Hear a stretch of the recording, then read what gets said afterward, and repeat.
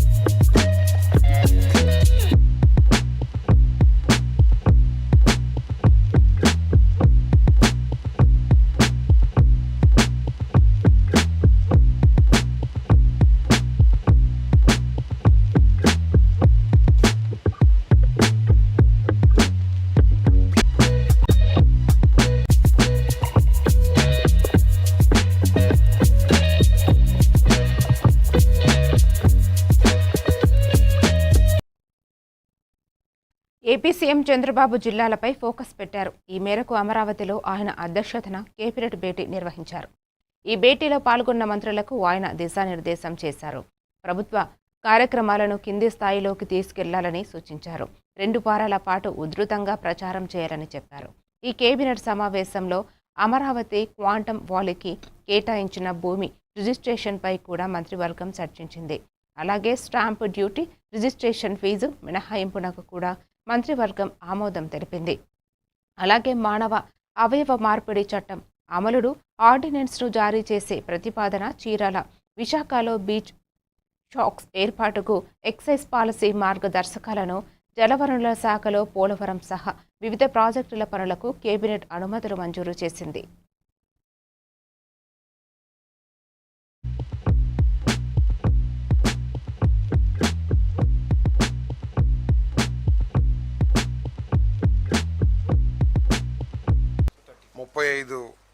విషయాల మీద క్యాబినెట్లో చర్చించి ఆమోదం తెలపడం జరిగింది.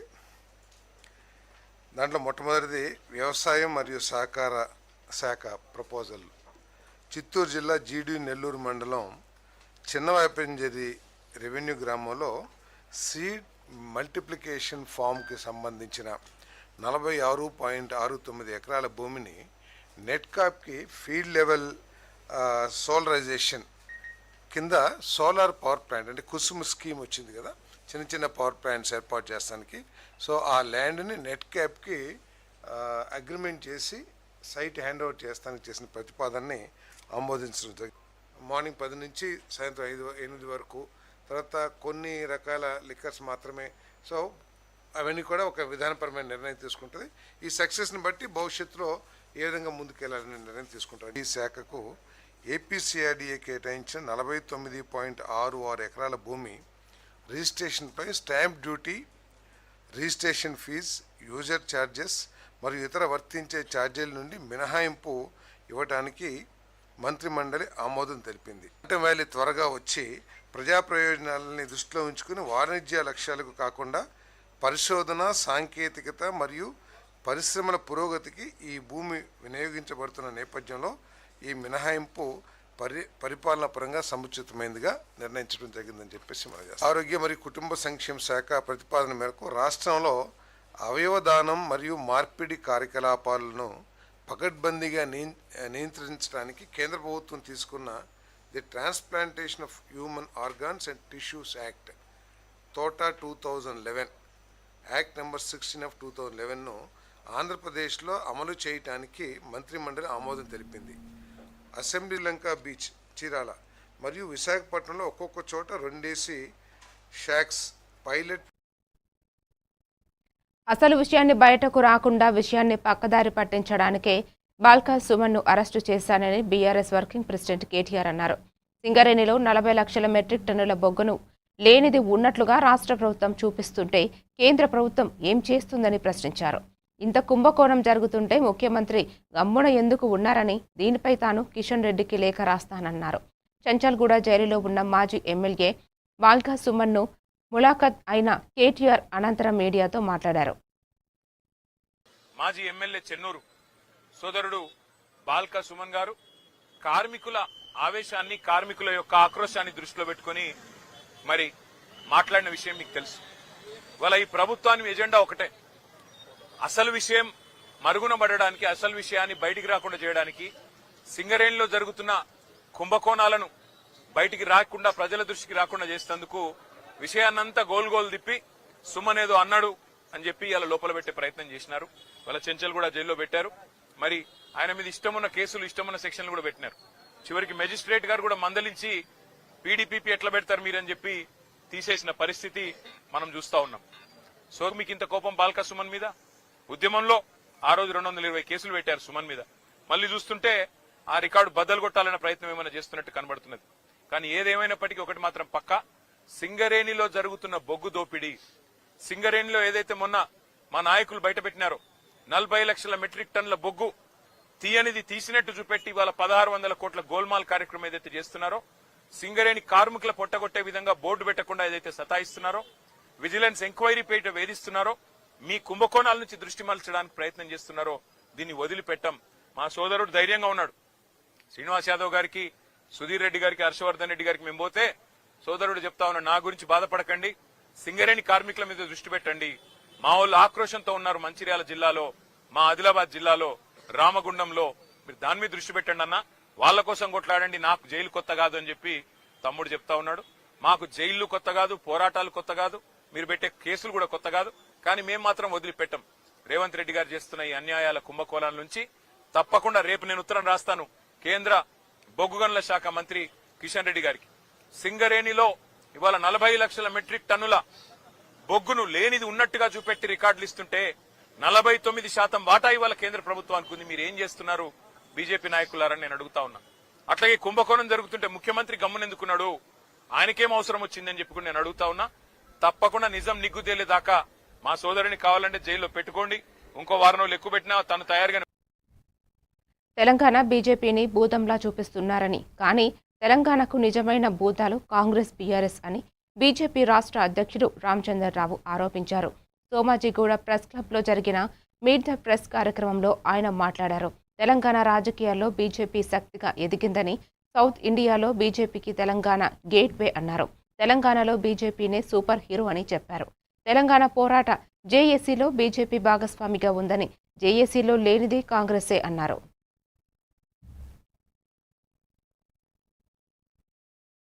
ఎవరితో పనిచేస్తామంటే మేము ప్రజలతో పనిచేస్తాం. మేము బీఆర్ఎస్తో పనిచేసే అవసరం లేదు, కాంగ్రెస్తో పనిచేసే అవసరం లేదు. మేము ప్రజలతో కలిసి పనిచేస్తాం, ప్రజల కోసమే పనిచేస్తాం, ప్రజల్లోనే పనిచేస్తాం. బీఆర్ఎస్ ప్రభుత్వము, బీఆర్ఎస్ పార్టీ వాళ్ళు చేస్తున్నారు, ప్రజల కోసం చేస్తున్నారా? నేను 3 ఎగ్జాంపుల్స్ చెప్తాను మీకు. బీజేపీ తీసుకున్నటువంటి ఒక 3 నిర్ణయాలని కాంగ్రెస్, బీఆర్ఎస్ కలిసి దాన్ని అపోజ్ చేసింది. ఫస్ట్ మొన్న ఉమెన్ రిజర్వేషన్స్. సరే బీఆర్ఎస్కు ఒక ఎంపీ కూడా లేడు లోక్సభలో, వేరే మాట. కానీ బయట మాత్రం they supported Congress party. They opposed women reservation bill 1. Number 2, delimitation విషయంలో కూడా స్టాలిన్ వెన్ ఈ misled the people of south India, ఆయన ఏం చేశాడు, అక్కడ చెన్నైలో మీటింగ్ పెట్టాడు. దానికి కేటీఆర్ గారు, రేవంత్ రెడ్డి గారు కలిసిపోయారు ఆ మీటింగ్కు. ఇది 2nd. 1 నేషన్ 1 ఎలక్షన్స్కు ఇద్దరు అపోజ్ చేశారు. 3rd, ఎస్ఐఆర్ ఇద్దరు అపోజ్. ఇప్పుడు సుప్రీంకోర్టు చీవాట్లు పెట్టిన పనిచేస్తారు కదా కలిసి. కానీ ఎస్ఐఆర్ అన్ని అంశాలపైన బీజేపీకి వ్యతిరేకంగా వాళ్ళు ఇద్దరే ఉన్నారు కదా. What more example you need that they both are one against BJP. కాబట్టి బీజేపీకు వ్యతిరేకంగానే ఈ 2 పార్టీలు పనిచేస్తాయి. రేపు బీజేపీని వ్యతిరేకించాలని 2 పార్టీలు కలిసి వస్తాయి. ఈ రోజు మమ్మల్ని భూతం కింద చూపెడుతున్నారు. తన పుట్టినరోజు సందర్భంగా వికారాబాద్ జిల్లా అనంతగిరి శ్రీ పద్మనాభ స్వామిని తెలంగాణ రాష్ట్ర శాసన సభాపతి గడ్డం ప్రసాద్ కుమార్ దర్శించుకున్నారు. కుటుంబ సభ్యులు, ప్రజాప్రతినిధులు, నాయకులు అభిమానులతో కలిసి దేవాలయానికి వచ్చేసిన ఆయనకు ఆలయ సాంప్రదాయాలతో కమిటీ సభ్యులు స్వాగతం పలికారు. అనంతరం ఆయన ప్రత్యేక పూజలు నిర్వహించారు. ఆలయ పూజారులు సభాపతి ప్రసాద్ కుమార్కి తీర్థ ప్రసాదాలు అందజేశారు. ప్రజాపతిష్ఠర విగర్భే అంతః స్వరాజ్యం వైరాజ్యం పారమేశ్వం రాజ్యం మహారాజ్యమాధిపత్యమయం సమంత.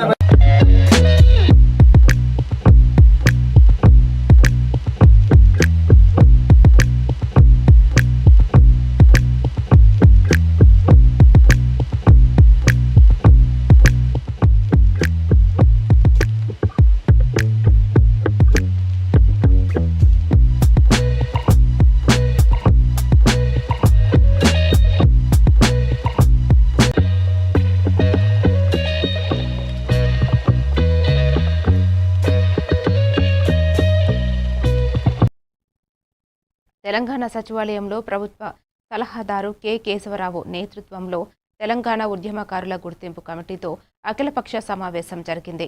ఈ సమావేశంలో తెలంగాణ రాష్ట్రాన్ని ఏర్పాటు చేసిన అప్పటి యూపీఏ చైర్పర్సన్ సోనియా గాంధీ, అప్పటి ప్రధాని మన్మోహన్ సింగ్, స్పీకర్ మీరా కుమార్ పలువురు ముఖ్యులకు కమిటీ ధన్యవాదాలు తెలిపింది. ఉద్యమకారుల గుర్తింపుకు అఖిలపక్ష పార్టీలు పలు సూచనలు చేశాయి. ఈ భేటీలో కమిటీ సభ్యులు మంత్రి పొన్నం ప్రభాకర్, ప్రభుత్వ విప్ అద్దంకి దయాకర్, ఎమ్మెల్సీ కోదండరాం, మాజీ ఎమ్మెల్సీ రాములు నాయక్, మోతే శోభన్ రెడ్డి తదితరులు పాల్గొన్నారు. తెలంగాణ ఉద్యమకారులను గౌరవాన్ని గుర్తింపు ఇవ్వాలని కె కేశవరావు గారిని చైర్మన్గా మమ్మల్ని అందరినీ సభ్యులుగా వేసేసినటువంటి కమిటీ మొదట సమావేశం నిర్వహించుకొని ఆ సమావేశం యొక్క ముందు అడుగులో భాగంగా ఈరోజు అన్ని గుర్తింపు పొందినటువంటి రాజకీయ పార్టీల ప్రతినిధులను ప్రతి పార్టీకి 2 చొప్పున పిలవడం జరిగింది. ఆ సమావేశంలో హాజరైనటువంటి ప్రతి రాజకీయ party, even Bharatiya Janata party కావచ్చు, టీఆర్ఎస్ కావచ్చు, లేదా కాంగ్రెస్ పార్టీకి సంబంధించిన ప్రతినిధులు కావచ్చు, అన్ని రాజకీయ పార్టీలకు సంబంధించి ఈ ప్రక్రియను ప్రశంసిస్తూ ప్రభుత్వానికి ధన్యవాదాలు చెప్పినారు. అదేవిధంగా ఆయా పార్టీలు వాళ్ళ యొక్క సలహా సూచనలు అన్నీ కూడా ఇవ్వడం జరిగింది. గౌరవ చైర్మన్ గారు వాటిని అన్నింటినీ నోట్ చేసుకున్నారు. దీనికి ముఖ్య ఉద్దేశం తెలంగాణ ఉద్యమానికి సంబంధించి వివిధ రకాలుగా, అంటే వివిధ యొక్క ఫోరమ్స్ లైక్ జర్నలిస్టులు కావచ్చు, కళాకారులు, రచయితలు, లేదా ఉద్యోగ సంఘాలు, విద్యార్థి సంఘాలు, మహిళా అన్ని కుల సంఘాలతో అనేక రకాలుగా ప్రతి ఒక్కరు కూడా భాగస్వామ్యమై ఉద్యమంలో కొంత నష్టపోయి, అది ప్రాణ నష్టం కావచ్చు, శారీరక నష్టం కావచ్చు, లేదా ఉద్యోగ ఆర్థిక రకాల లంగర్ హౌస్లోని అంబేద్కర్ విగ్రహం సమీపంలో ప్రధాన వాటర్ పైప్లైన్ పగిలిపోవడంతో గత రాత్రి నుంచి భారీగా నీరు వృధా అవుతోంది. లక్షల లీటర్ల త్రాగునీరు రోడ్లపైకి వచ్చి ప్రవహించడంతో పరిసర ప్రాంతాల్లో రహదారులు జలమయమయ్యాయి. రోడ్డు పొడవునా నీరు పారుతుండటంతో వాహనదారులు ఇబ్బందులు ఎదుర్కొంటున్నారు. ఒకవైపు ఎండాకాలంలో త్రాగునీటి సమస్యతో ప్రజలు ఇబ్బందులు పడుతుండగా, మరోవైపు ఇంత పెద్ద మొత్తంలో నీరు వృధా కావడంపై స్థానికులు ఆగ్రహం వ్యక్తం చేస్తున్నారు. సమాచారం ఇచ్చిన సంబంధిత అధికారులు మరమ్మతు పనులు చేపట్టకపోవడంపై స్థానికులు అసంతృప్తి వ్యక్తం చేశారు.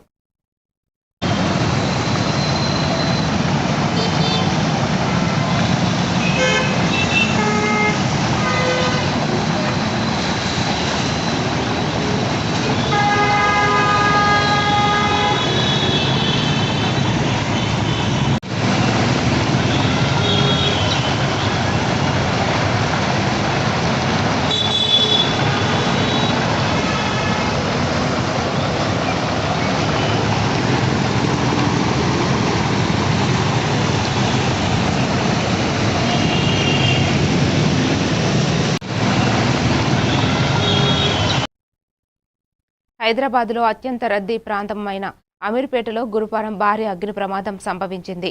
మైత్రి వనం సర్వజయంతి కాంప్లెక్స్ ఎదురువైపు ఉన్న కేఎస్ఆర్ షాపింగ్ కాంప్లెక్స్లో అకస్మాత్తుగా మంటలు చెలరేగాయి. మెట్రో పిల్లర్ నంబర్ 1043కి సరిగ్గా సమీపంలో ఉన్న ఈ భవనంలో మంటలు క్షణాల్లో వ్యాపించాయి. ఈ ప్రమాదంలో కేఎస్ఆర్ షాపింగ్ కాంప్లెక్స్ పూర్తిగా దగ్ధమైంది.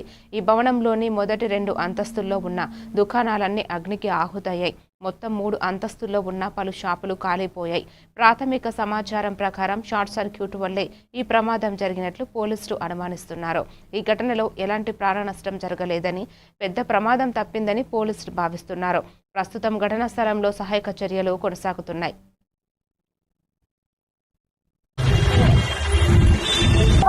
మొత్తము హెల్మెట్ షాపు వాళ్ళు హోటల్లో ఉన్నారు కదా, ఆ వేడికి మొత్తం కాలిపోయినాయి. 2 షాపులు 2 ఎక్కలేరు 13 షాపులు షట్టర్లండి మావి. 13 షట్టర్లు కాలిపోయినాయి. దాదాపు 2.5 కోట్ల ఆస్తి నష్టం. ఇప్పుడు ఎలా చేశారు? ఇంకా మీకైతే అసలు కరెంట్ వాళ్ళు కంప్లైంట్ ఇస్తే వాళ్ళు తీసుకోలేరు, పోలీసు వాళ్ళు కంప్లైంట్ తీసుకోలేరు. ఆస్తి నష్టం అయితే చెప్పండి, ప్రాణ నష్టం అయితే చెప్పండి. ఇప్పుడు ఈ నష్టం ఎవరు ఇస్తారండి? అప్పుడే కంప్లైంట్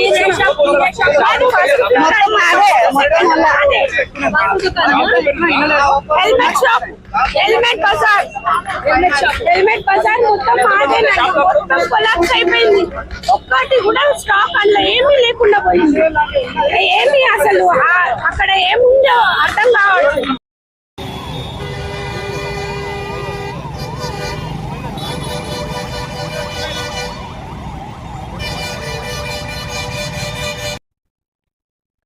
సంగారెడ్డి జిల్లా రుద్రారం గణేష్ గడ్డ దేవస్థానం సంకష్టహర చతుర్దశి సందర్భంగా భక్తులతో కిటకిటలాడింది.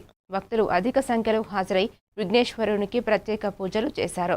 జ్యేష్ఠ మాసంలో 20 ఏండ్ల తర్వాత వచ్చిన సంకష్టహర చతుర్థి నాడు విఘ్నేశ్వరుణ్ణి దర్శిస్తే సకల పాపాలు దోషాలు పోతాయని పండితులు చెబుతున్నారు. భక్తులు 11, 32, 108 ప్రదక్షిణలు చేసి భక్తులు తమ తమ మొక్కులు చెల్లించుకున్నారు. ఆలయ అర్చకులు స్వామివారిని ప్రత్యేకంగా అలంకరించారు. అనంతరం పలువురు భక్తులు ఏర్పాటు చేసిన అన్న ప్రసాదాలను స్వామివారికి నైవేద్యంగా సమర్పించి భక్తులకు అందజేశారు.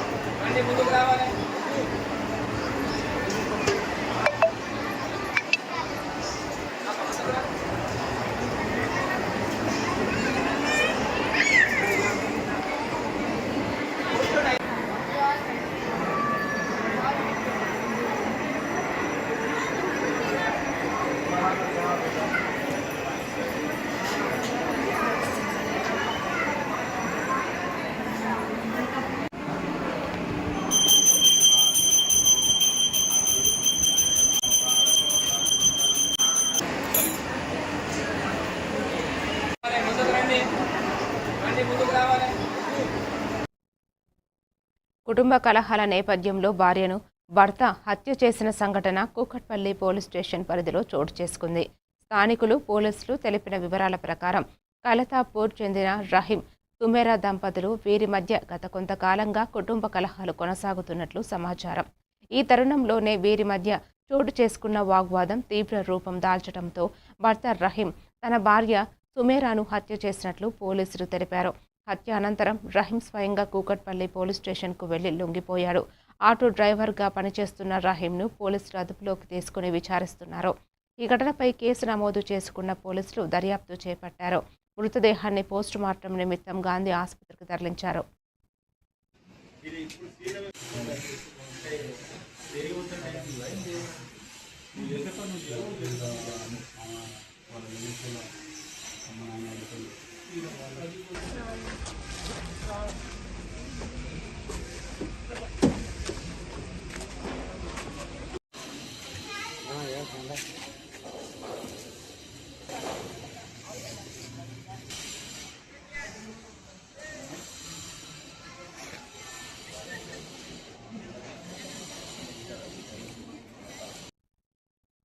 బీహార్లోని ప్రైవేట్ ఆసుపత్రిలోని ఐసీయూలో మంటలు చెలరేగడంతో 3 మరణించినట్లు తెలుస్తోంది.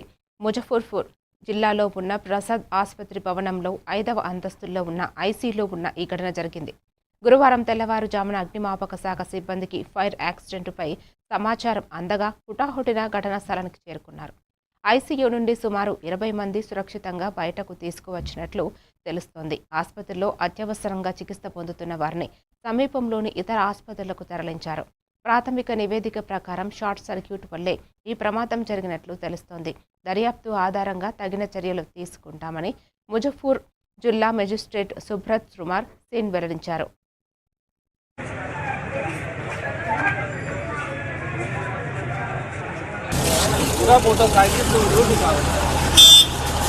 हम लोग के 3:55 में सूचना मिला कि प्रसाद हॉस्पिटल के आईसीयू में आग लगी हुई है।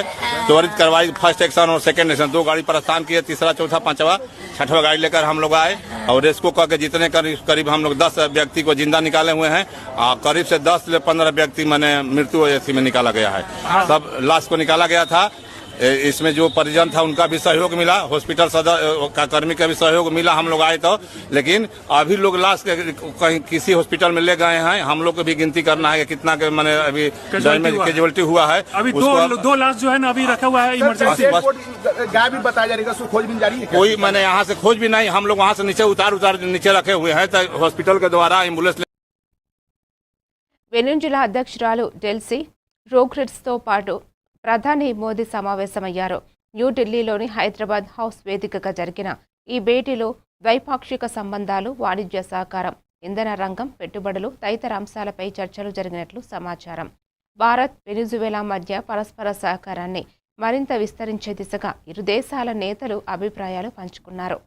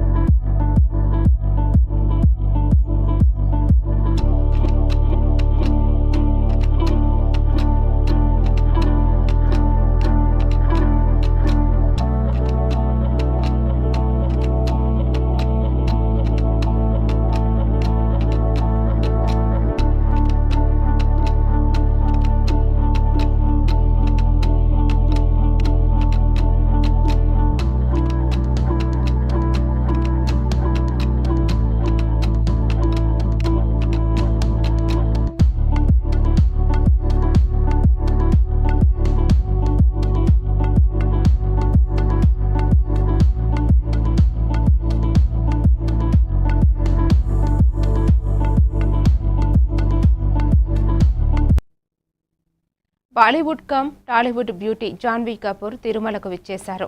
అలిపిరి మెట్ల మార్గం మీదుగా కాలినడకన 7 కొండలు ఎక్కి మొక్కు చెల్లించుకున్నారు. అనంతరం తన పిన్ని నటి మహేశ్వరితో కలిసి స్వామివారిని దర్శించుకుని శ్రీవారి సేవలో పాల్గొన్నారు. దర్శనాంతరం రంగనాయకుల మండపంలో పండితులు ఆశీర్వచనం చేసి తీర్థ ప్రసాదాలు అందజేశారు.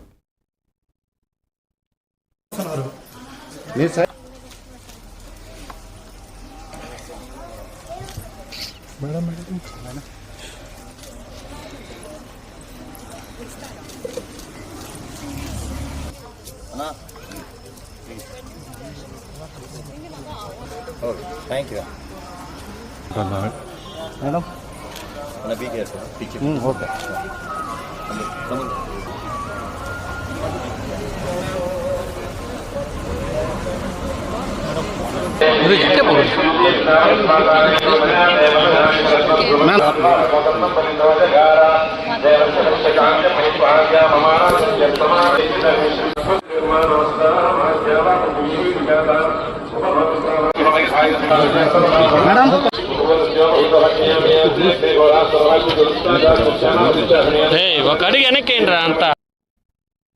దేశంలో రైతులకు వాతావరణం శాఖ శుభవార్త చెప్పింది.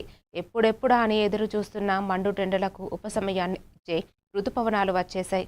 గురువారం ఉదయం రుతుపవనాలు కేరళం రాష్ట్ర తీరాన్ని తాకినట్లు ఐఎండీ వెల్లడించింది. మరికొద్ది రోజుల్లో ఇవి దేశవ్యాప్తంగా విస్తరించనున్నాయి. అలాగే జూన్ 2వ వారంలో ఏపీ, తెలంగాణ రాష్ట్రంలోకి ప్రవేశించనున్నట్లు వాతావరణ శాఖ అంచనా వేస్తోంది. ప్రస్తుతం రుతుపవనాలు రాకతో కేరళంలో విస్తారంగా వర్షాలు కురుస్తున్నాయి. రాష్ట్రంలోని 3 జిల్లాలకు వాతావరణం శాఖ ఆరెంజ్ అలర్ట్ జారీ చేసింది. రుతుపవనాల ప్రభావంతో కర్ణాటక, తమిళనాడు రాష్ట్రాల్లో సైతం విస్తారంగా వర్షాలు కురుస్తాయని తెలిపింది. తమిళనాడులో ఏకంగా 15 జిల్లాలకు భారీ వర్ష సూచన చేసింది.